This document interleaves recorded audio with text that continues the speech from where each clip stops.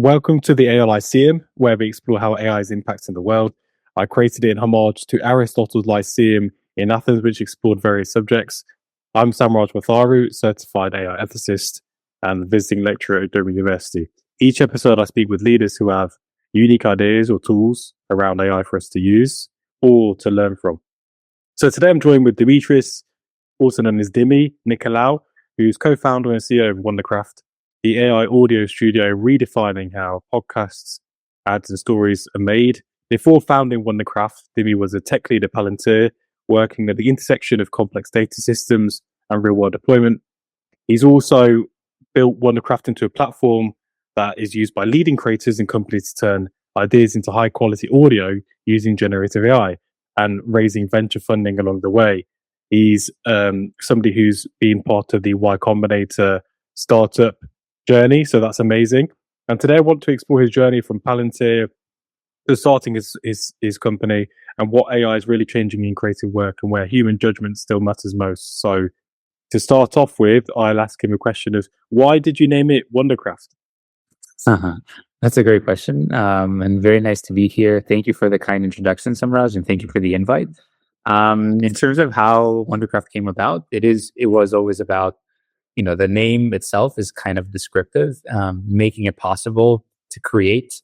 Craft is where that is, that's where craft comes from, and then wonder is both refers to both the quality of the content, but also the process being wondrous and wonderful. So it all blended together to this name of Wondercraft that even though that was set about 3 years ago, I think we're still very proud of. Yeah, it's an amazing name, and I really like the design of the logo as well. I was playing around with the platform yesterday, and I looked at the cat meowing special effects. I thought that was pretty funny because I have a cat. But I actually looked at your LinkedIn. So I've got like a little tab here, and you said, so 18 years old, you failed at becoming a top level pro basketball player. Then you started studying economics, had an identity crisis. You paused studies to work at hedge funds. You didn't like finance. And then you went back to uni, studied computer science at Imperial. You got rejected at Oxford, from Oxford for an MSc, which you were upset about. Then you graduated from Imperial, way better than Oxford apparently. Joined Palantir as a founding engineer, right? And then you founded Tribe, and then you started basically this with one of the people from Palantir and went to Y Combinator, which is one of the best in the world. And Instagram came out of that, right? I think, if I remember correctly. So not Instagram, but many others like Reddit, Airbnb, Dropbox, quite a few. Awesome, yeah. So yeah, that's your journey. And my main question really to start off is, how did you get into this? How did you come up with the idea, and how did you get to Y Combinator? Right. So I think the idea was a product of iteration, of thinking about what it is that we're uniquely suitable / it's basically the Venn diagram of what we were uniquely suitable at doing, what we were passionate about, and also what has changed in the world and like has enabled new businesses in. I think that, to build a generational company, you need to fall into the intersection of that Venn diagram. So this was kind of the approach in considering or in arriving to the conclusion of Wondercraft.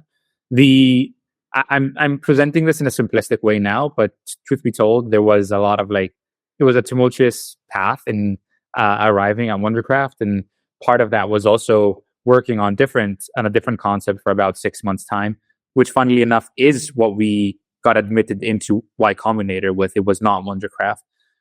So during Y Combinator, we decided to adjust.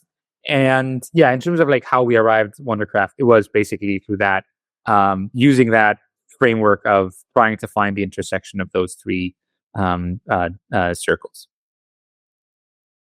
And how did you apply for Y Combinator? How did that journey go?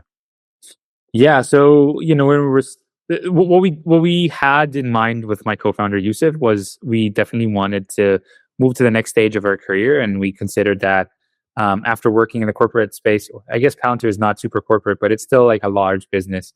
After working for a larger organization for a while, we decided that it would be fun and also productive for the next stage of our career to start our own business.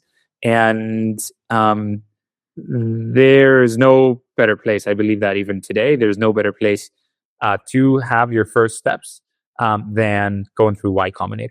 And that's what we did. We set out to apply to Y Combinator, and we were very fortunate to be accepted from YC. And that was just the very beginning of our journey, because after we got admitted from YC, we had a soft landing from exiting the full-time employment and entering this adjusted day to day. And that was our first step. We were fortunate enough to just apply and get admitted. Like, there's no more to the story than that. We didn't expect it. And I think that maybe a strong reason was also Yusuf and I guess, having been at Imperial and Palantir, maybe there's some strength in that background that YC wanted to leverage and give us the opportunity. But yeah, applied and had a couple of interviews and got admitted, and it was a fantastic day. Nice, man. It's a dream for a lot of people, right? It's like for sure. The goal of startups. So, what was the hardest part of proving your idea in the early days of Wondercraft? There is a little bit of like a cold start problem. Like, people will ask for like who else is using it and like what are they doing with it, and you just have to keep iterating and finding someone that can get value from the product that you're building. And at the same time, it's very easy to fall into a trap of finding a user group that gets value, but there's either no potential in that the user group is actually quite small overall, or that this user group is not. It's very hard to grow a very long or a very big business and long-term business around it, because it's usually a group that wouldn't necessarily pay for software. And examples of these groups are either like students or actually like teachers as well. And let's take an example of Canva. They've actually invested a lot of time in entering the education space.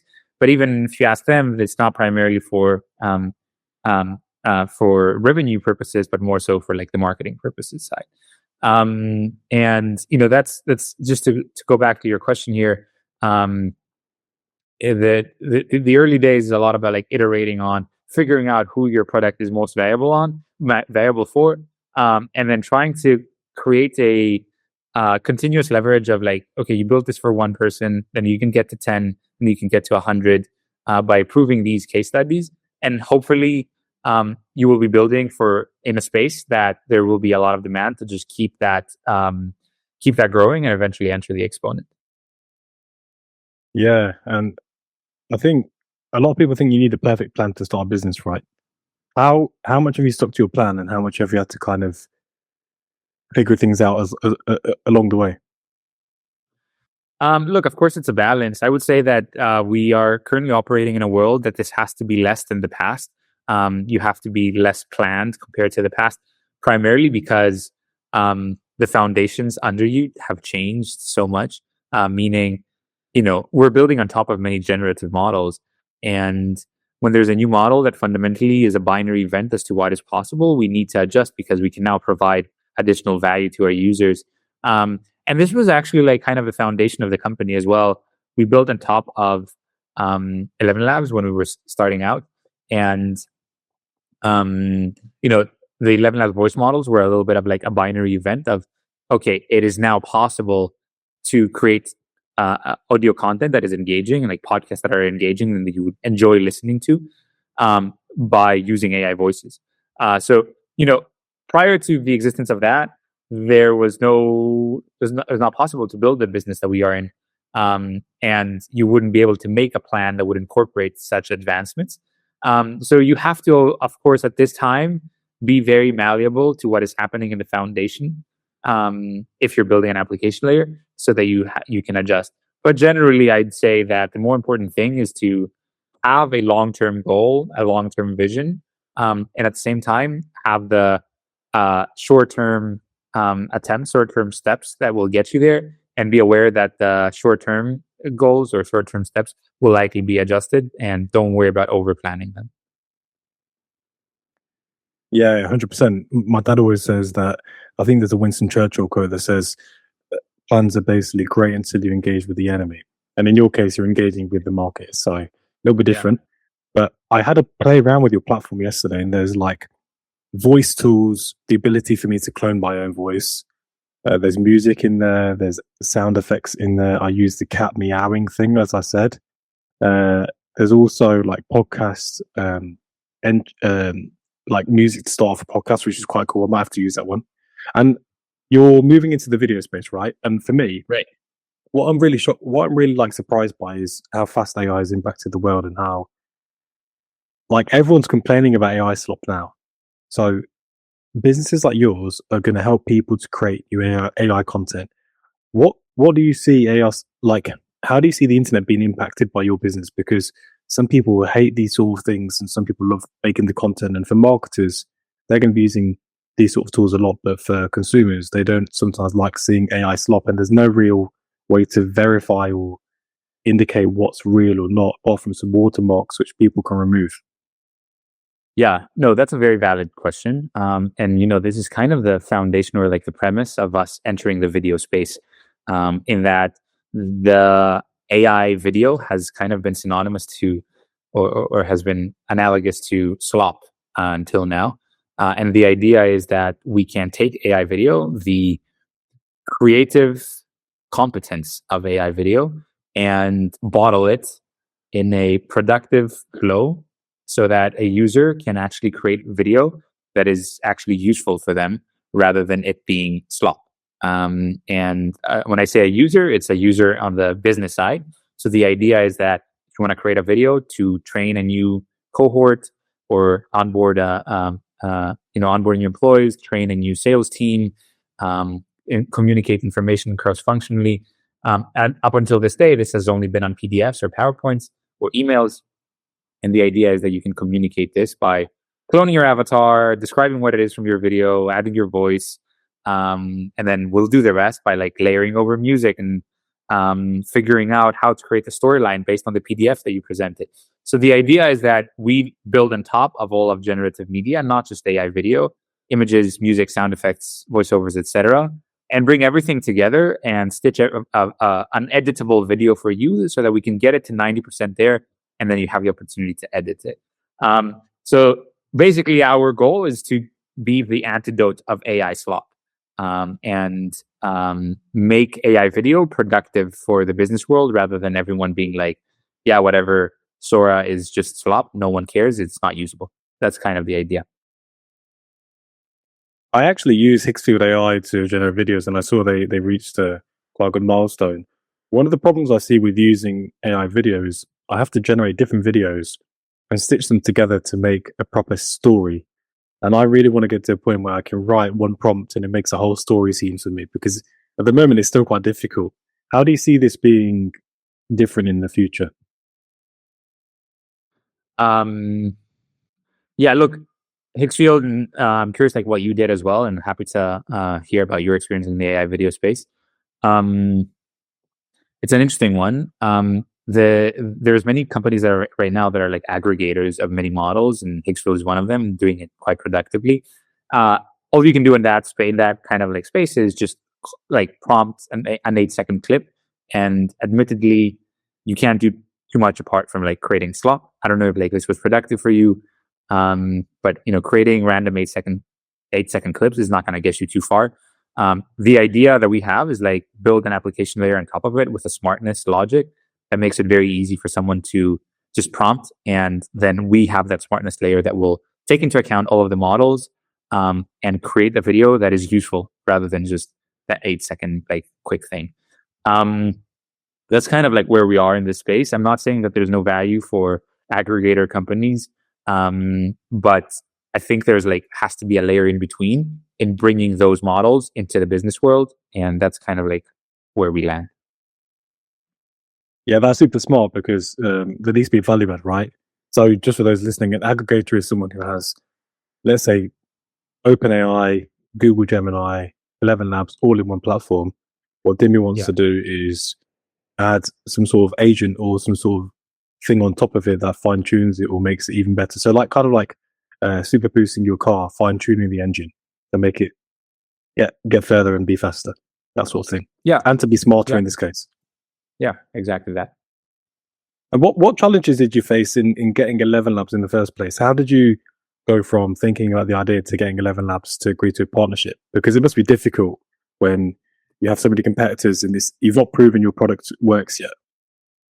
Well, it's not entirely. It wasn't entirely hard, to be honest. That was an easy partnership. At the end of the day, we're just customers, right? We wanted to use their models to build on top of them, and well, of course, with the specific company that you mentioned, there happens to be a personal relationship as well from the past, from Palantir days, but with the founding team. But apart from that, generally, I wouldn't have expected there to be a problem, given that we were customers and basically paying them to use their models.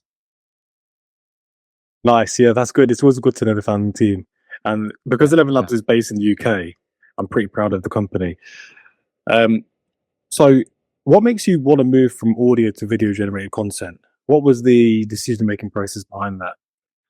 Look, our goal has always been to build an application layer that makes it easy to use all generative AI, generative media, um, to um, to create content. And just step one was in the audio space, because that's where the world was a couple of years ago. That it hadn't caught up with the visual space.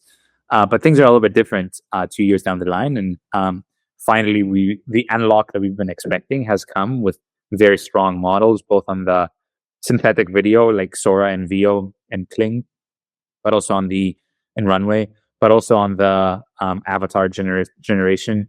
So you have models like a few different models that are like really strong, and you don't like you can create an avatar just from a picture rather than having to enter a studio. But also on the image side, like Nano Banana Pro is incredible. So combining all of that together with like the reasoning layer of having a smart agent that can combine all of these things efficiently and knows how to handle these things. That's kind of like what made it possible for us to be able to create a video rather than just sticking in the audio side.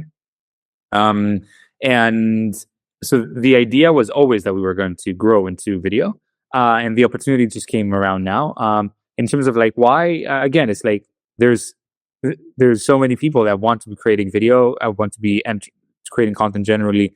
Audio was just part of it. And admittedly, the market size of video is probably like 1,000x that of audio. There's so many people that want to be creating video because the internet speaks video. You share videos on X and LinkedIn and YouTube rather than audio. Like no one shares audio. It's very rare to be sharing audio. There's like friction even in that. So it was very organic. Also, a lot of our users have been asking for video. They create a podcast and they want a way to visualize it so that they can post it on YouTube. So look, it was all organic, and the time came for us to do it because of where the market was. We, in a way, like we were right in like skating where the puck was going with this business, and the puck went where we were planning with having all of the layers of for creating content. And now, when with video landing, it was just easy for us to make that adjustment or that jump. So we're happy to have done it. By the time that this airs, we will have launched. Our launch is in 5 days as of the recording of this on January 27th.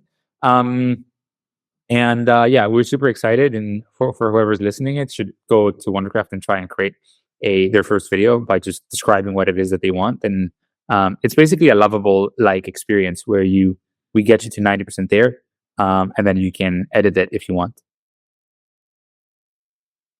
That's incredible. That's really, really good. I'm looking forward to trying it out. And I know that you have quite a lean team. I think, is there around 7 or 8 of you so far that I've seen in your pictures on LinkedIn? We're a little bit more. We're double that. We're 15 people, all based out of London. Okay, and how do you pick people for your company, and what sort of mindset do you need? And do you hire for skills first and character second, or character first and skills second? I think it will depend on the role. So of course the role will be something that we will look to define first. What it is that we want to, what are the characteristics? What are the criteria of the role that we're after? And sometimes it is possible that it's more important that we're looking for someone to grow into the role rather than necessarily be productive in the role from straight on.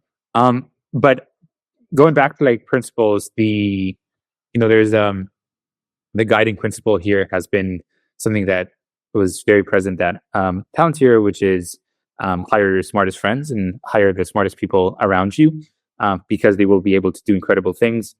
Following that, it's not just a matter of like the impact that someone will have straight away, but it's like there's so many downstream effects of bringing someone in the team in terms of like keeping the quality of people very high. Everyone enjoys working with other high performers, or like if you have high performers and smart people, they will enjoy working with high performers and smart people, which means that everyone will enjoy sticking around rather than leaving. But also, do you think that right now, you have control of the company and like you want something to be done and like this part, like this is the growth path of this person in this company. But the goal is that will be continuously abstracting yourself from different layers of the company, and you want people to be operating without you. And you can't have, like, if you hire B players, then you will have to instruct them, and maybe they're competent or they've done this before, and they will be able to have like a high intercept. So they will be able to perform what you're asking them to do right then and right there and then. But in the future, like as the company scales, it will be very hard for them to figure out like how to do things from scratch, from ground zero, and that's that's not the same thing anymore. So to answer your question, it's a good question. There's no answer really on which one you hire for. You have some fundamental principles. You make sure that these principles are met. Some for us, for example, we're high in confidence and humility.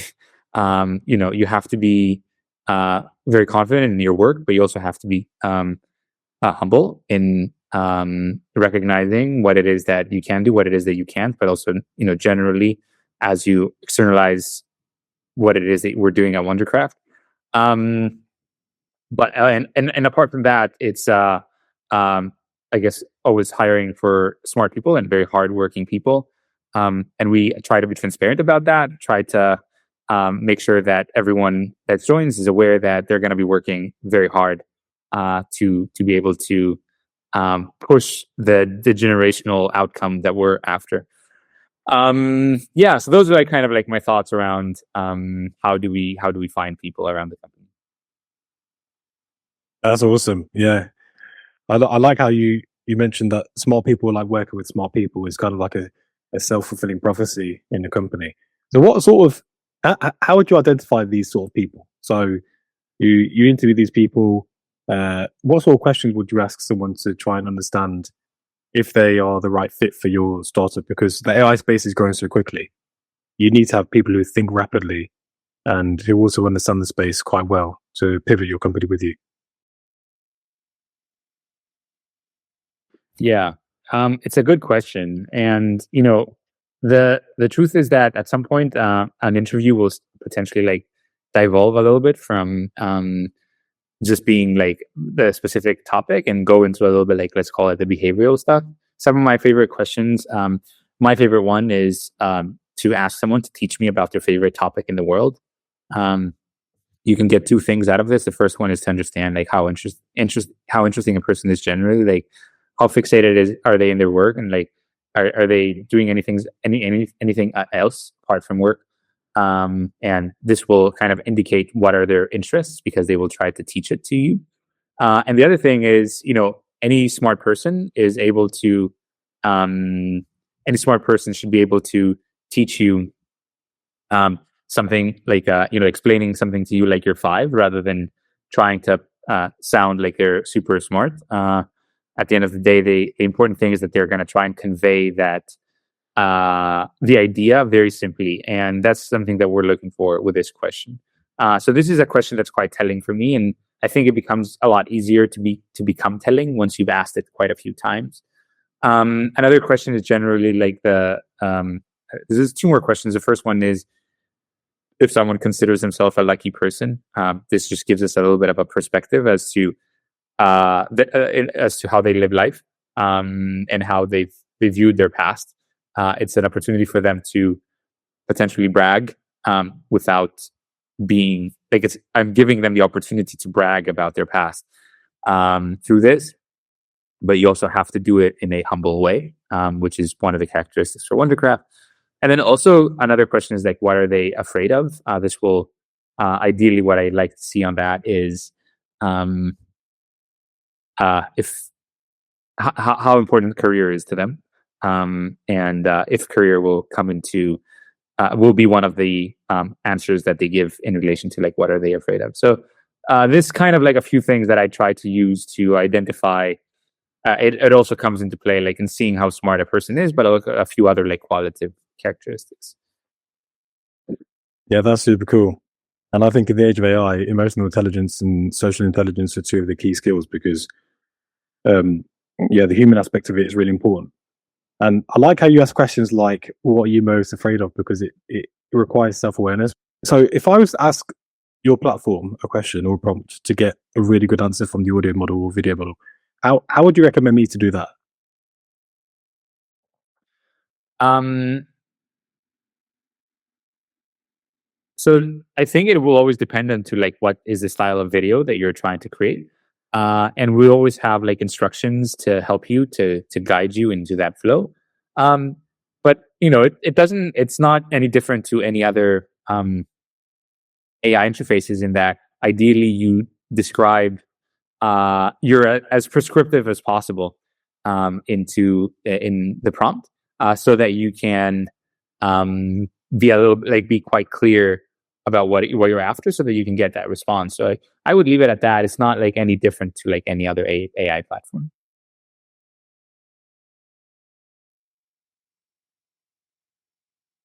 Sorry, it did wait for a second. And what makes you guys different to other platforms?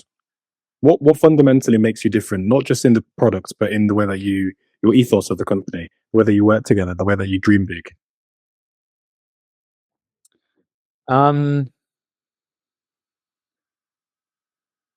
So, you know, something that we've done is like we've intentionally kept the team quite lean, despite the fact that we could have grown quite a lot.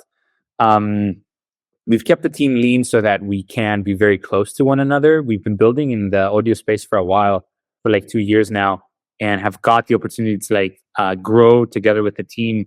So at this point, it is a team that are they're all like it's a team of 15 people that are all high performers. We all work together and have come close to one another. Um, and we've all like been envisioning of like this opportunity that we will get into this video space, and we're all like quite passionate and excited about entering this. So it's basically as a team, it's I would say a team of smart people that are experienced in building in the generative space and are quite passionate about entering the video space. That's just where we are right now, and there's like a lot of excitement around the team, and that's why like, there's a lot of appetite for joining us as well. So in terms of like the ethos, that's kind of like I would say is quite unique about Wondercraft. Okay, I'm going to ask you a question now. So, one of your own questions. Do you consider yourself a lucky person? Yeah, I mean, absolutely. I grew up starting from young age. I had the opportunity to be in. My mother was an English teacher, and she was an English teacher at the place that had the best basketball team in Greece. So I got from the age of 4, I had the opportunity to practice with the best people. Basketball was the first opportunity that gave me that was the first kind of like vehicle that led me to open some new doors. Basketball was led me to study in the UK, and also like be like generally uh, cultivated the competitive spirit inside me. So that was all because I was lucky because my mother happened to be there. Speaking of luck, like having the opportunity to continue playing basketball and also meet some people that led me eventually to study at Imperial, and from that point on, Palantir came. Um, Palantir came to recruit people from Imperial. I happened to be at one of their presentations and met people there. And Palantir for me was transformational. I met many people there. It was life changing in terms of, um, you know, the network of my people. That's where I've met most of my best friends. That's where I met my wife. And it's also the reason why we got admitted into Y Combinator together with my co-founder, which was also a Palantir, by the way. and getting admitted into Y Combinator itself from that point on. Another very lucky opportunity. Like it's 1% less than 1% that get admitted, and we had the opportunity to get that all through like all of these like different circumstances that one has led to the other. And I am now where I am today. You can't say that luck hasn't been a component of it. Of course, there's been a lot of effort behind each one of these steps, no doubt, but effort alone is not enough. And luck was a very big component in my life so far. And I'm looking forward to leveraging this serendipity that seems to follow me in the future, in my future as well. There is a good saying that the harder you work, the luckier you get. I'm not sure who said that. It could have been Henry Ford, but I'm not sure.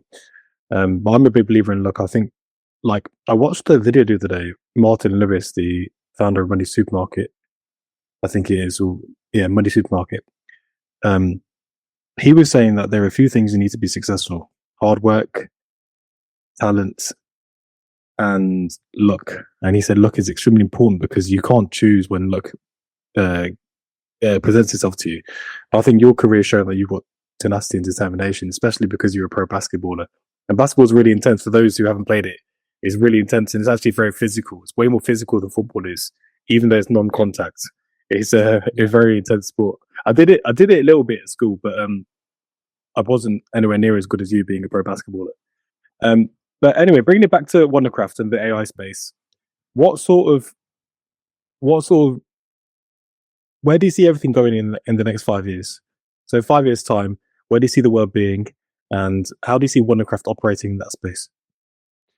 Yeah, so the AI generative space is going to continue improving a lot, obviously, and this are the foundations that are changing under us, and things will keep improving here. This will allow us to be creating continuously better and better videos for businesses, for different workflows within businesses.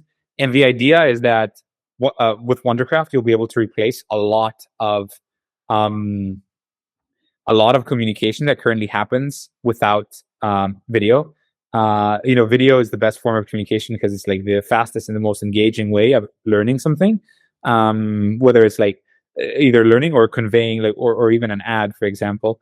But the idea is that a lot of like internal communications, whether it's like a PDF that someone needs to read because they joined a new company or a blog or whatever, a lot of that communication will happen over video just because it's significantly easier to communicate in that medium. And until now, the friction point has been the creation of that video. But with Wondercraft, that friction point is removed. So a lot of the communication in the future will happen via video. And that's the idea of Wondercraft, not that it will replace a lot of like the existing current video creation tools or create video demand, but that it will open a significantly bigger market of people that have been wanting to create videos, but they haven't been able to do so. And we're very excited about this potential. Nice. And I think one of the key things I see in the future is inference. So I spoke to Cerebrus today, and I understand that their new wafers have 3,000 times more memory storage, so they can give you answers a lot more quickly. Are you thinking about who you partner with in terms of inference for your models, or the way that you run things? Yeah, I mean, look, there's been one company so far that has been very good for inference. That company is FAL, FAL, and they have basically done they've acted as the aggregator. They basically group all of the models and then provide everything via API for someone, so that you don't need to make partnerships with each model. And they've abstracted that layer. They made it very easy. So for us, it's been very productive to have that partnership. They've also done very efficient work on inference, and they have their own GPUs on their end as well to make things faster. So for us, honestly, I think there's been a winner in that space, and we're very happy to be working with Fal on that. Yeah, that's a really good way of doing it. It sounds a bit like a model context protocol where you have one entry point for all of those models. Are they based in the UK? No. They're a Turkish-founded team based out of SF. Awesome. And how did you meet those guys? How did you come to know about them? think it's just quite active in the space. Quite a few companies were using them, and once you start integrating all of the different models, like you work with Gemini models, you work with Eleven Labs models, you work with Runway, etc. It starts becoming quite challenging to keep all of the different partnerships going. You basically have all of these different vendors, and you also don't have the economy of scales here because you have small partnerships with each one of these vendors, whereas FAL allows you to just have the partnership with just one, and then you can benefit from the economy of scale that they benefit from because they get things in volume. So in terms of how we got to meet them, it wasn't like how we got to meet the team. It's just they were that problem presented itself in terms of we are partnered with way too many model companies, and we need to consolidate. And FAL is the best one doing that. Yeah, that's a really clever idea, because a lot of people probably think you have to have 20 different relationships and 20 different work streams going on to get all these models into one front-ended tool. What would you can't obviously give away all the secrets, but if somebody wanted to start, let's say someone listening wants to start their own business in anything to do with tech or AI, what sort of tech stack should they start with?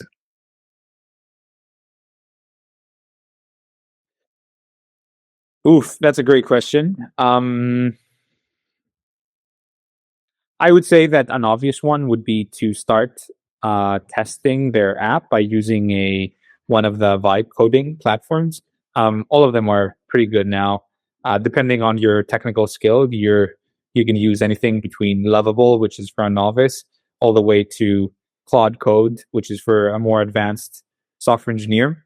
But I guess I'm speaking about users that are like less technical right now. Making sure that they create a version of their product quite fast. Basically the problem right now is that there's so many businesses out there because it's been made so easy to create a business that the problem is actually breaking through the noise and showing to the world who you are. That said, of course, you need to build a very strong product. And in terms of tech stack, if you're asking about what models, like it really depends on the use case. Like it's very hard for me to answer that question. It really depends on the use case. But of course, the models that you're aware of are likely okay to begin with, and then you can keep specializing. I can't provide like a more specific answer of like what to use depending, because it really depends on what you're doing. But the one thing I guess that applies across everything is start from a vibe coding platform to get things done fast so that you can show things either to investors or customers and validate if the business that you're building is the right one. Yeah, that's a great idea. I've actually used Lovable a few times. What I've done is use OpenAI's endpoint I made a fake data dashboard, and then I basically use the endpoint from OpenAI, and I put pay-as-you-go tokens into my account, and I started generating just analysis of audio on my database. And it was like, here's a summary of your marketing sales for the last week, just for fun. So I feel like Lovable's quite good, but it can be a bit difficult with the security issues. There's always security issues with their cloud storage database. I can't remember what it's called now. My mind's gone blank. But you mentioned a good point about the challenges breaking through the noise. So I believe that nowadays AI, it was a product by itself, and now it's becoming a feature effectively for businesses. So how do you understand businesses should differentiate themselves in the future when AI becomes as common as the internet becomes? You mean how can a business differentiate themselves? Yeah, what would the unique selling point be when everyone's saying that they're AI based now? In the next 5 years, what would the unique selling point be when everyone has AI at their disposal? I don't think it's AI. Like it's what's the problem that you're solving is it's always been that AI. If someone is marketing via the AI angle, then they're just selling a novelty, and I don't know if like they're going to be able to be selling things long term. The important thing is to have identified a problem in the market, and then to be figuring out how to solve it. whether you're using AI or not is almost irrelevant. For us, the problem is that more people want to be creating videos, but they can't. And video is the best form of communication, and we're using AI to make that flow a little bit easier. That's the problem we're solving. I could have just not said AI in this problem, and I think that's kind of the idea here. In that everything is assumed, everything should be assumed that it will leverage some level of AI. But it goes back to like what is the fundamentally like the what you're trying to solve. Exactly. And a lot of the times business problems are not that big a market in terms of revenue. So how do you know how to pursue a market? In terms of like identifying the market, that's like the hardest piece, and I think it's a lot of work that a lot of groundwork that you need to do to one, identify that this is a market that you want to work on because there is some potential there, and then second, that the market is actually pulling you. And then what I would advise for this is start small rather than aiming for like a big bang. Start small, make sure that what you're building for is like there's something there. For example, Harvey, the AI legal platform, it's a very valid business. They identified that market. They first went to like one customer and they had 10 customers. It's like a lot easier than just doing like a product kind of launch and getting like random people that are doing, they could have, if they had done a product and launch, like maybe they could have landed like someone that was doing like tax work or like legal work for their personal reasons, and they could have gone like down that path. The important thing is like to be, sorry about that, to be intentional about who your market is and to be able to grow that market, to identify that this is a big market and to grow that market slowly. Yeah, exactly. It takes a lot of vision to understand if a market's going to be big in the future and just to bet on it, which you guys have done because you've been operating, I think it's since 2022 or 2023, right? When you went to Y Combinator. Yeah, so that was before. Yeah, so that was just as GPT-3 was released to the world and it shocked everyone, right? So you guys hit the sweet spot. You guys. In a way, like right, it was hard to identify it from before, like what you would want to build because ChatGPT wasn't around, but things started developing at that time for sure. That's really, really cool. And I'll move on to the last question now because I know you've got 5 minutes. So I always ask my guests on the podcast to ask a question to the audience to think about or make a statement. So what would yours be?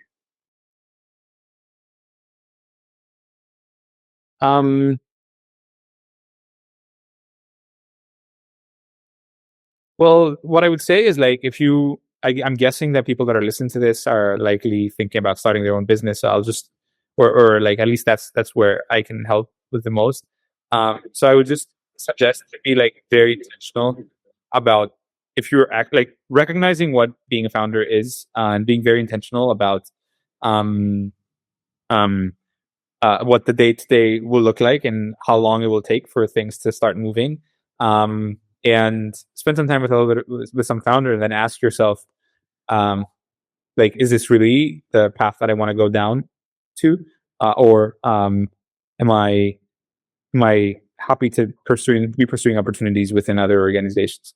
I think it's an important because people often will just want the glory of being a founder, or like of being a successful founder, but there's a lot that comes behind it. And so I would just suggest like make sure that you're mindful and intentional about everything. Yeah, it's really important to be aware, not wear rose-tinted glasses, because people can see a lot of people become very successful of doing their own businesses, but there's also a ton of failures as well, and the financial burden as well of trying to grow something from ground up is not easy. So, yeah, thanks for your time. By the way, it's been really, really good, and yeah, I'm looking forward to what people say in the comments for sure. My pleasure, Samraj. Thank you so much for your time. Thank you for the invite. I was excited to be speaking to you, and yeah, also looking forward to what people will comment.